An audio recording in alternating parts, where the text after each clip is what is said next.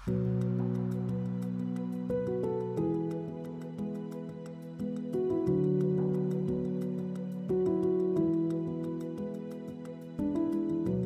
datang di Galeri Kota. Sebuah gambar memiliki kisah, makna, dan pengalamannya sendiri. Dan dari lensa kamera, sebuah cerita bisa tercipta.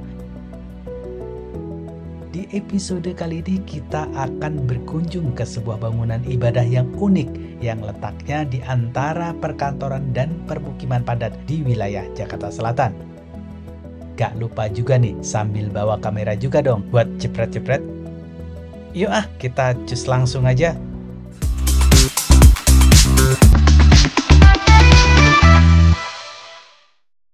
Dikepung oleh bangunan gedung yang menjulang tinggi serta di antara permukiman warga, masjid ini seolah bersembunyi di balik angkuhnya bangunan-bangunan modern di kawasan Kasablanka, Jakarta Selatan.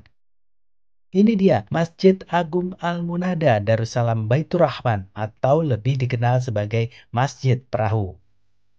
Pantas saja nih kalau disebut Masjid Perahu. Coba lihat deh, di sebelah bangunan masjid ada perahu gede banget. Agar bisa sampai di masjid ini, kita harus melalui akses sebuah gang sempit yang hanya bisa dilalui oleh pejalan kaki aja. Ada pula jalan setapak lain dari arah Pasar Menteng Pulau. Telah hadir bersama saya di sini Bapak Haji Nur Alim Mukni selaku pengurus Masjid Perahu. Izin bertanya-tanya sambil motret, boleh ya Pak? Boleh diceritakan Pak, di belakang kita ini ada perahu. Nah, ini filosofinya seperti apa Pak? Apakah ada hubungannya dengan sejarah Nabi Nuh itu Pak? Ya, kalau dikaitkan hubungannya tentunya apa, sebagai orang muslim kan kita mengambil contoh-contoh yang dari masa lalu buat kehidupan masa yang akan datang. Karena simbol perahu itu kan lambang untuk manusia berlayar. Karena zaman Nabi itu kan manusia kumpul di perahu untuk menyelamatkan diri. Manusia kalau ingin selamat ya kumpul. Kumpulnya di masjid ini. Gitu. Ya. Jadi istilahnya di masjid itu kumpul. Jadi perahu, makanya tempat perahunya itu buat tempat air wudhu. Kubahnya itu bisa diceritakan, bentuknya kan lain daripada yang lain. Kubah masjid itu memang kan umumnya di kita model kubah, ya. Karena ngadopsi Timur Tengah. Kuncupnya, ujungnya juga kan ada model misalnya bulan bintang. Kalau dari Timur Tengah bulan sabit doang. Di sini nggak punya identitas sendiri. Bahwa di puncak itu pohon sidr. Jadi ngambil kata Sidratul Muntaha. Kemudian itu kan kerucut. Kerucut itu kan lambang bahwa hidup itu kan pasti makin ke atas kan makin mengerucut.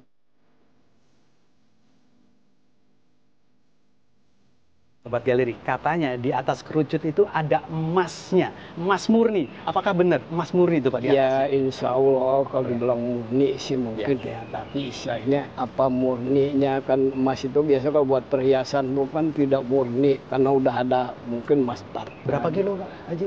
Ya mungkin kurang lebih 3 kilo. Dengan dibuat pohon dan tiap ranting itu ada daunnya itu ada Asmaul Husna. Jadi 99 nama Allah. Terus di depannya ada pedang ya? Itu bisa diceritakan Pak Haji? Ya, pedang itu kan dalam agama itu kan simbol perjuangan. Bahwa dalam hidup itu kan ya berjuang buat kepahlawanan gitu. Sebuah beduk tua berukuran besar di pojok luar masjid menggunakan terali dan beratap di bawah pohon rindang konon merupakan replika beduk Pendowo dari Masjid Agung Purworejo. Sebab dulu sebagian jemaah masjid yang berasal dari kota yang sama mengusulkan agar dibuatkan beduk yang serupa.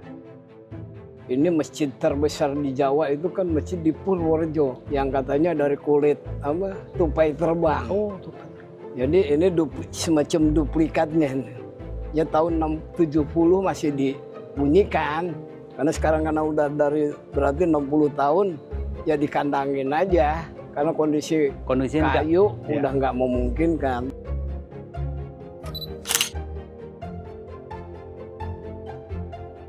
Nah, sebagaimana Sobat Galeri lihat, bangunan perahu sepanjang 12 meter ini difungsikan sebagai tempat wudhu dan kamar kecil di kedua sisi. Sedangkan ruangan di bagian atas merupakan kamar bagi tamu atau pendakwah yang menginap.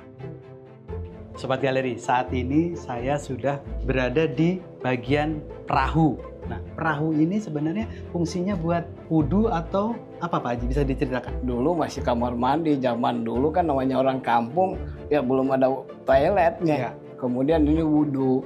Perahunya ini sebelumnya tidak digunakan sebagai untuk wudhu? Digunakan, cuman beda posisi aja. Dulu waktu wudhunya ke sana, jadi nembus. Cuman tata letaknya. Cuman di sini kan nembus lewat muter. Dan desainnya ini sampai ada decknya. Iya, ini ada. sebagai apa ini Pak? Ya istilahnya di sumur, cuman jarang karena udah sumur nggak kepake ya. Istilahnya sumur.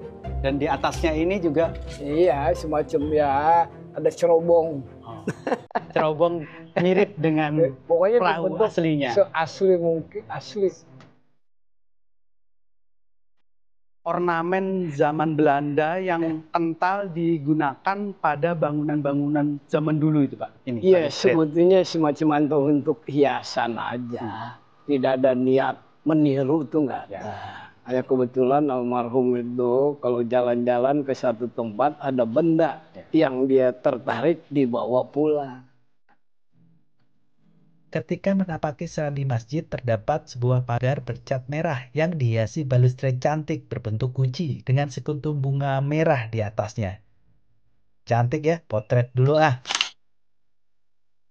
Terdapat 5 buah pilar yang berdiri kokoh pada kedua sisi masjid yang melambangkan 5 rukun Islam. Yakni mengucapkan syahadat, mengerjakan sholat, zakat, puasa, serta pergi haji bila mampu. Ini tiang ini 5 ini kan melambangkan 5 itu kan rukun Islam. Bisa. Nah ini asli dulu namanya Langgar. Langgar itu pemiliknya ya orang Betawi namanya dulu Kong Uki. Bapak Marzuki. Ya. Yang tua di sini dulu. Dia aslinya sih Pancoran bukan di sini. Makanya beliau dikubur di Masjid Baitul Ma'mur apa yang di Pancoran, yang pinggir jalan. Makanya dulu kan di Jakarta 6 bulan nggak ada musola. Langgar namanya. Dikaitkan dengan yang ngurusin. Makanya Langgar Kong Uki. Tetap ada batasan, jadi nggak dihilangkan sumber asli. Jadi makanya dipertahankan sebelum ada penambahan renovasi selama belasan atau puluhan tahun gitu. Ruang utama di bagian dalam masjid dihiasi lantai granit hitam dengan 4 tiang penyangga kayu jati besar. 2 diantaranya dihiasi ukiran relief kaligrafi petikan ayat-ayat suci Al-Quran. Berarti kita ini sudah berada di dalam ruangan masjid aslinya seperti inilah. Kita bisa lihat di sini ada 4 pilar ya. Nah ini 4 pilar ini kok ada yang berbeda Pak. Bisa disebutkan ya Pak Haji, ini pilar yang ini yang asli atau yang? Ini kayu gelondongan. Kayu gelondongan hasil sumbangan Bapak Saifuddin Juhri, Menteri Agama tahun 60-an. Jadi sumbangan dari beliau, makanya ini tetap dibiarkan seperti aslinya, cuma di pernis seperti itu. Pernis doang. Makanya kan ada yang ini kan kulit, yang rontok kan kulit. 4 ini kalau yang depan ini kayu tatal. Tatal itu kan potongan kayu. Kalau ini sudah ini udah modifikasi. Dulu hanya papan kecil kayak lis. Dulu kan lis buat plafon kan lis kayu. Jadi ini ikat pakai besi. Nah sekarang waktu itu kan udah kayak kasok. Udah bisa dibentuk, makanya dibuat bulat. Nah, lalu diukir.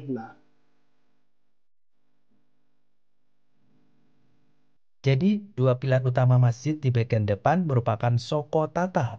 Tatal yang dimaksud yaitu potongan balok-balok kayu yang disambung-sambung menjadi satu. Kemudian diukir dengan tulisan ayat-ayat suci Al-Quran. Cakep nih, potret dulu yuk. Pada bagian mihrab, mimbar, serta dinding depan dilapisi kayu jati berornamen khas Jepara dengan lampu gantung cantik di atasnya. Kalau mimbar ini memang ini asli, tahun 60-an mimbar ini asli. Hanya yang ini dulu asli, kemarin ada beliau menemukan batu hitam, ditaruhlah di situ. Ya kalau di Mekah punya Hajar Aswad, di sini punya batu hitam. Menginspirasi dari situ ya. Sebuah lampu kristal gantung di bagian tengah turut berperan menyuguhkan pencahayaan yang temaram dan hangat. Alas mikrob yang biasanya berupa karpet berlapis tebal di sini malah berlapis batu. Nah, kalau kita jadi imam ketika sholat subuh di sini, dingin gak ya?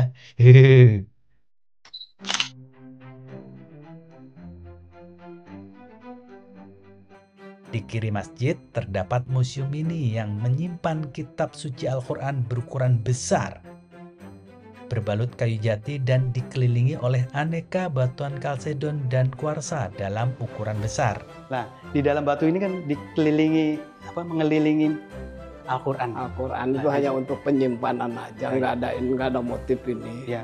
Supaya